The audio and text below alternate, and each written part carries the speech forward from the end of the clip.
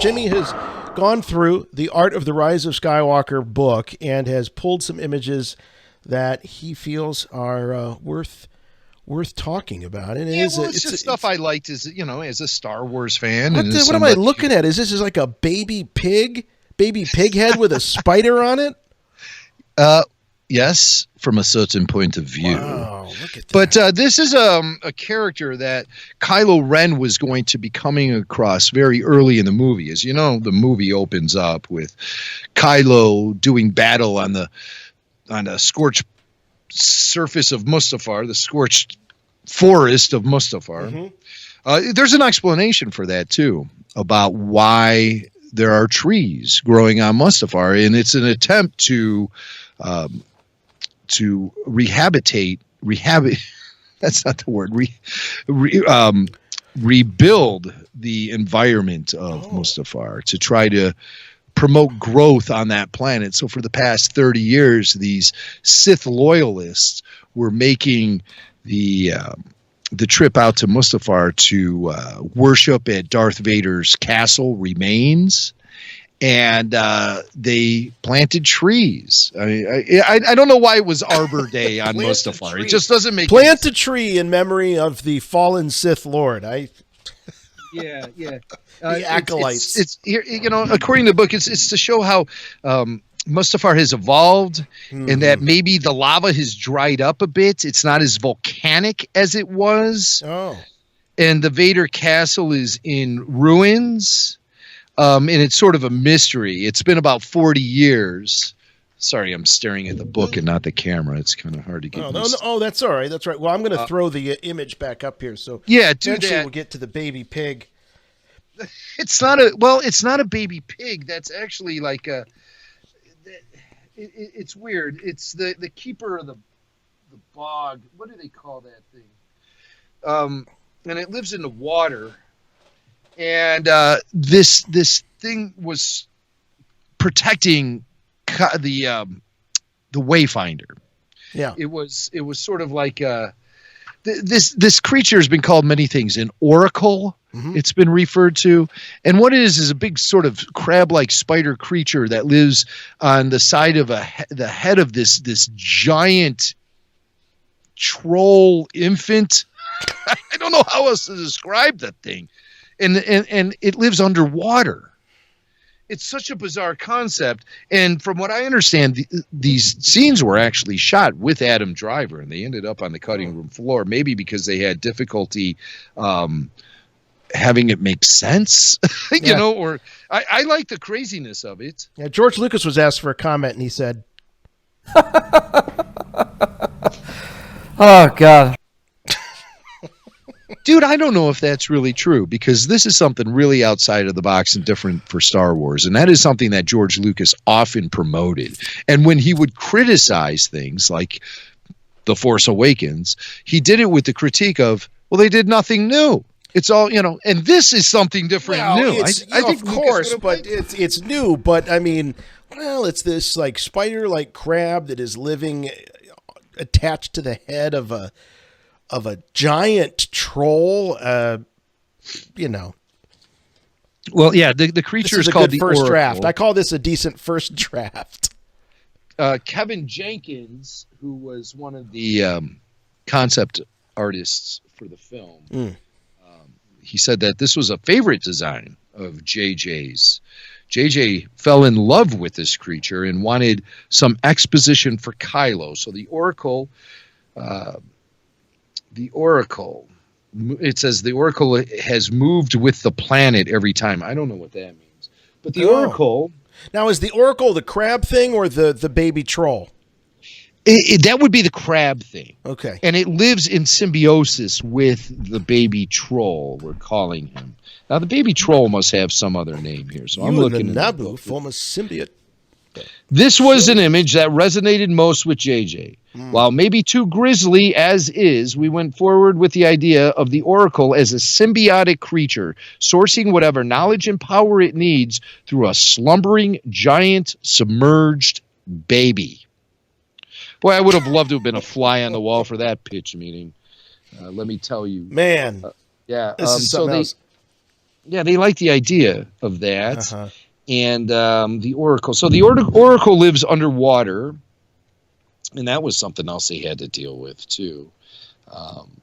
So like they said, the lava may have dried up on the planet over the course of the last 40 years. Kevin Jenkins also says, we're trying to make peace with why there's water on Mustafar. So we're going to make it a boiling lake. And we're in the forest. There's ash, burning trees, and things like that. And then those people, those warriors that Kylo Ren was shown wiping out at the beginning of The Rise of Skywalker are colonial settlers, people who've taken Mustafar back. That's why the forest only has saplings. They've only been there for 20 or 30 years.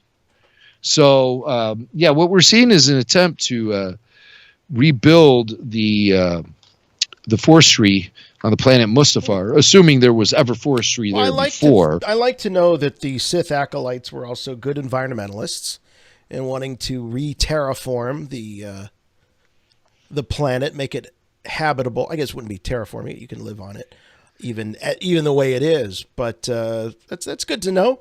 Well, to me, if I was a loyalist like this, someone who was part of a cult or what have you, I would want to make Mustafar more like it was when Vader was alive and Anakin had the duel with Obi-Wan.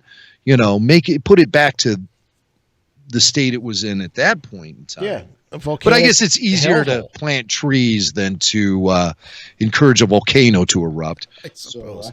All right, I've had enough of Pig Baby. Well, I do want to point out that they actually did go through and create that as a physical prop. Oh, wait, really? So we may actually end up seeing some deleted footage of these shots in some future release of The Rise of Skywalker. Right. So, okay, Jason, let's move on. Let's move on. All right. Oh, now this is very dramatic, and this is one that I feel disappointed that we didn't actually see, because this confrontation between Kylo Ren and Chewie, I think, really could have been something very, very impactful, very, very emotional. I Chewie would have been even more than the loyal family dog that Kylo grew up with. I mean, this is... Oh, yes, very true. And this is actually a sequence for the film that also may have been shot, but ended up on the cutting room floor. That I don't see any hints in the book about that. But it was definitely something that was part of early scripts and the concept phase, and ended up in the novelization, actually. And it's a great scene, man. It really is good, because you have Kylo walking in to visit a chained up Chewbacca, and Kylo starts taunting Chewbacca and offers him the opportunity. Kylo drops his saber and offers Chewie the opportunity to have revenge for the death of Han Solo, for Kylo's murdering his patricide, his killing his own father.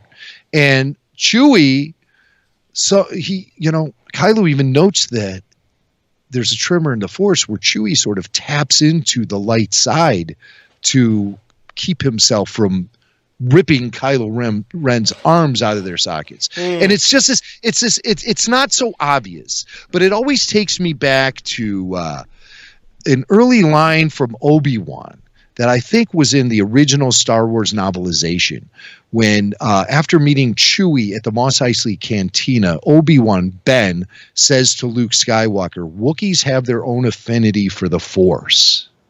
And you see that further get reinforced in The Revenge of the Sith, when Yoda reveals that he has a great relationship with the Wookiees. Well, they're very close to nature. We see Yoda spend his last years, very close to nature. We didn't really see that much with other Jedi. I always assumed growing up on the original films that was really part of the Jedi way, was close to nature. Mm-hmm. I believe that Yoda was training Jedi on the planet Dagobah. Right. And there would be scenes with young Obi-Wan, young Mace Windu, young Jedi training on Dagobah with Yoda.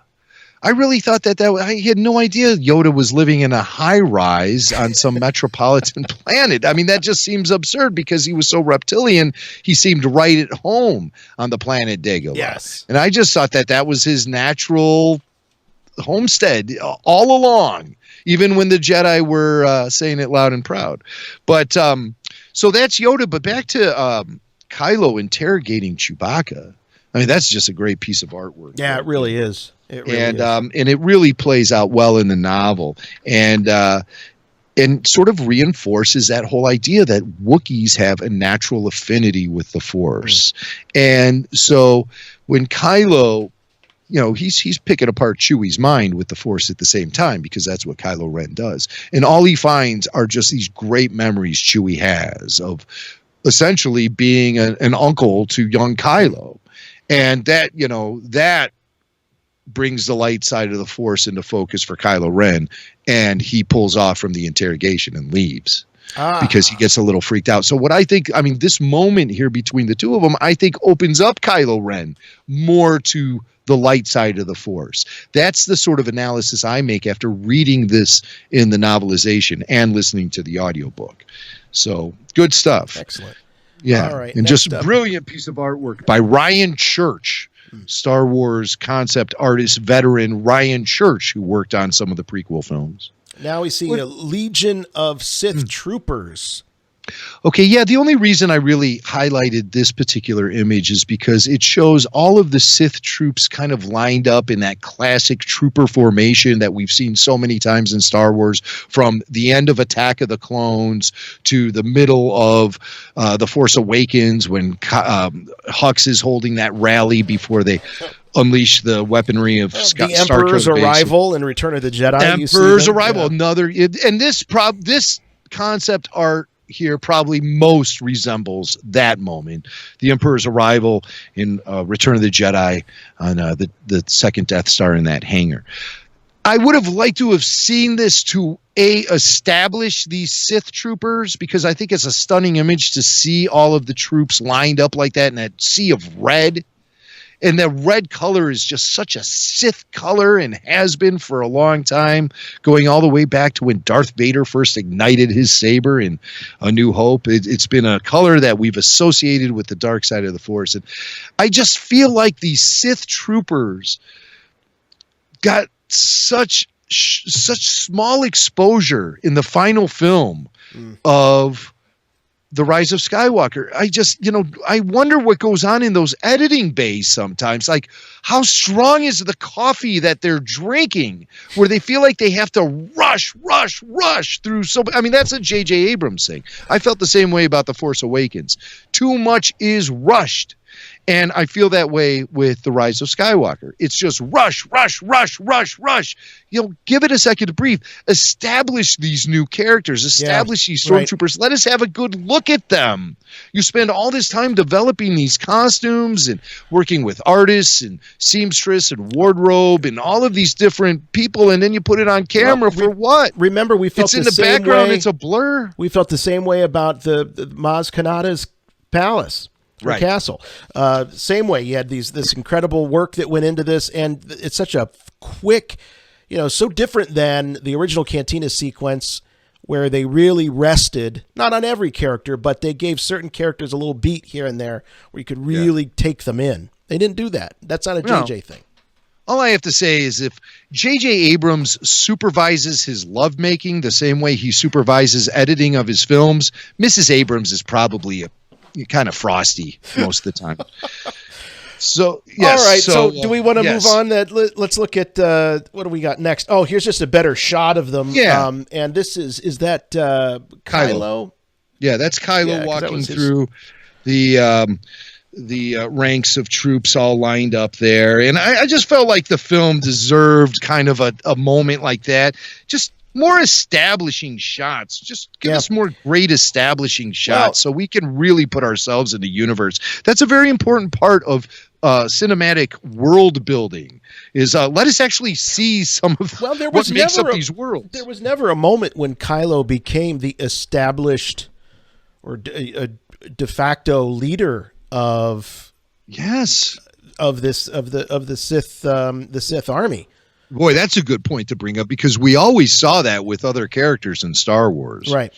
Whether the clone troopers are putting on a cool rally for then Chancellor Palpatine, all the way to the Emperor arriving on the Death Star, and it's just that show of respect for Kylo Ren. We saw Hux get it, right, but we never saw Kylo get that.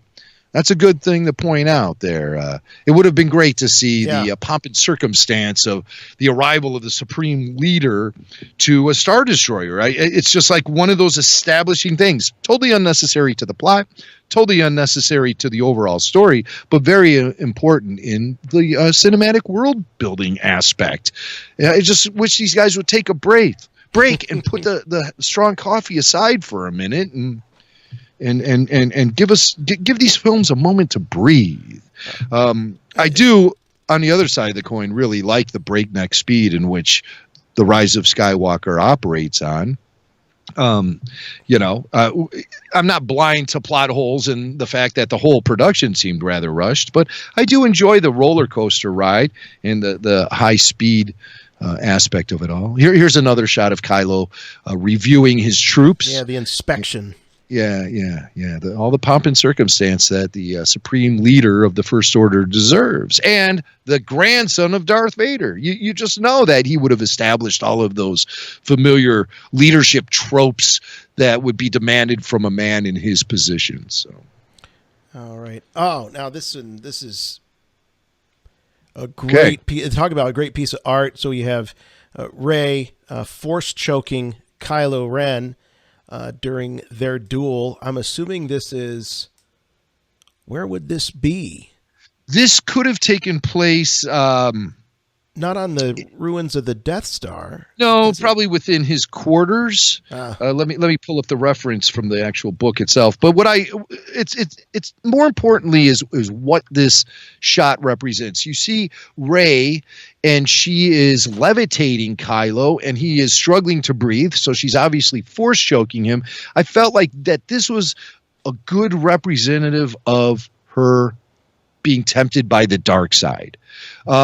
It actually got shown off in the film instead by force lightning flying out of her fingertips when she was trying to hold back that transport that she thought Chewbacca was in. I just love it because it seems to be blatant use of the dark side, blatant tapping into the dark side of the Force.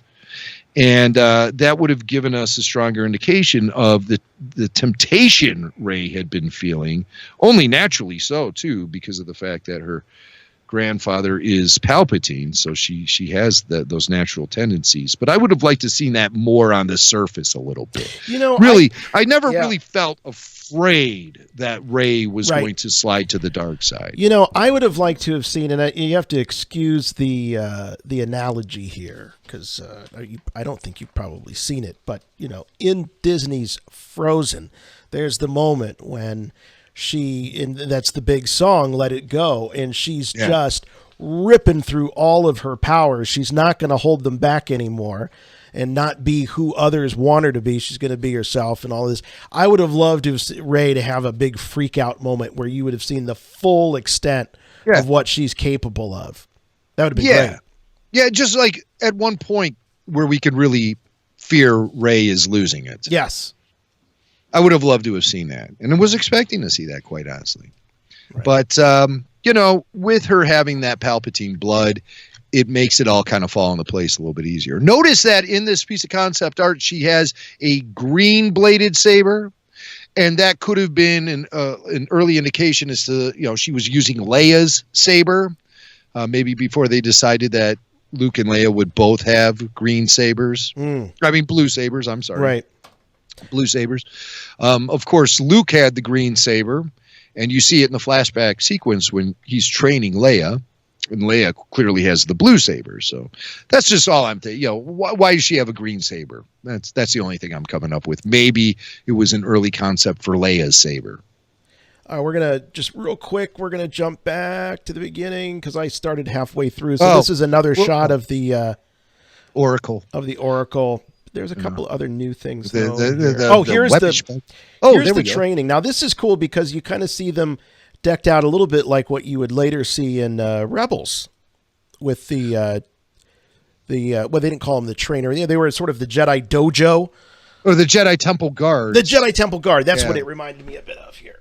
Yeah, I see that. You see, it appears to be Leia lunging in toward Luke. Luke has a red saber.